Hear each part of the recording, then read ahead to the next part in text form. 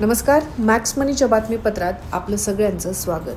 तुमच्या आयुष्यावर आणि खिशावर परिणाम करणाऱ्या अर्थविश्वातल्या बातम्या चला एकदा पाहूयात. सोन्याच्या दरानं नवा विक्रम केलाय. गुंतवणूकदारांसाठी सुरक्षित गुंतवणूक म्हणून ओळखलं जाणारं सोनं आज प्रति अंश $3,839 वर पोहोचलंय. यंदा आत्तापर्यंत सोन्यात तब्बल 46% वाढ झाली आहे, तर जानेवारी 2024 पासून 60% वाढ झाली आहे. 1979 नंतर पहिल्यांदाच एवढी मोठी तेजी सोन्यात दिसून येते.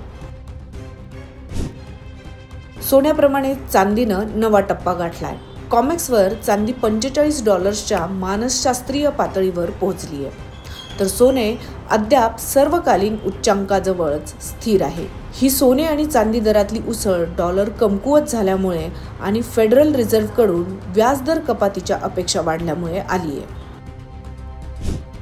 अमेरिकेच्या सरकारी कामकाजात शटडाऊन लागू होण्याची शक्यता वाढली आहे.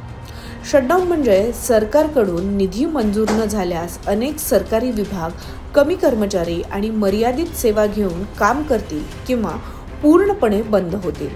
यामुळे जागतिक बाजारपेठांवर गंभीर परिणाम होऊ शकतो. अमेरिकेची अर्थव्यवस्था जगातील सर्वात मोठी अर्थव्यवस्था असल्यानं स्टॉक मार्केटमध्ये घसरण, चलनवाढ, विदेशी गुंतवणुकीवर परिणाम यासारखे परिणामही आपल्याला दिसून येऊ शकतात. शटडाऊनमुळे आर्थिक विकास कमी होतो आणि गुंतवणूकदार अनिश्चिततेमुळे जोखीम कमी करण्याकडे वळतात. त्यामुळे सोने आणि चांदीच्या दरात तेजी दिसून येते. जग मोठ्या आर्थिक संकटाच्या दिशेनं जात आहे. अशा काळात सोनं आणि चांदी हेच माणसासाठी खरे सुरक्षित आश्रय ठरतात. शेकडो वर्षापासून हा विश्वास टिकून आहे आणि आजही तो तितकाच खरा आहे, असा सल्ला रॉगर्स होल्डिंग्सचे चेअरमन जिम रॉगर्स यांनी गुंतवणूकदारांना दिला. लोक कारणांबाबत बरोबर असोत वा चुकीचे असोत, त्यांचा विश्वास सोन्या चांदीवर आहे आणि हेच त्यांच्या गुंतवणुकीत दिसून येतं. मी स्वतःही हाच मार्ग निवडतो, असं रॉगर्स यांनी स्पष्ट केलंय. RBIनं आता कच्चा माल म्हणून सोन्याचा उपयोग करणाऱ्या उत्पादकांसाठी देखील आवश्यकतेनुसार कार्यरत भांडवल कर्ज देण्यास बँकांना परवानगी दिली आहे. यापूर्वी ही सुविधा फक्त ज्वेलर्ससाठी उपलब्ध होती. मात्र तरीही सोनं आणि चांदी खरेदीसाठी थेट कर्ज देणं किंवा प्राथमिक सोन्यावर सुरक्षा ठेवून कर्ज देणं बँकांना अजूनही बंधनकारक आहे.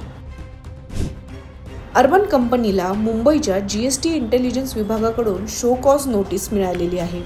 कंपनीवर 51.3 कोटी रुपयांच्या कर न भरल्याबद्दल दंड व व्याज लावण्यात आलेलं आहे. ही नोटीस एप्रिल 2021 ते मार्च 2025 या कालावधीत भारतातील विविध राज्यांमध्ये GST न भरल्याबाबत जारी करण्यात आली आहे.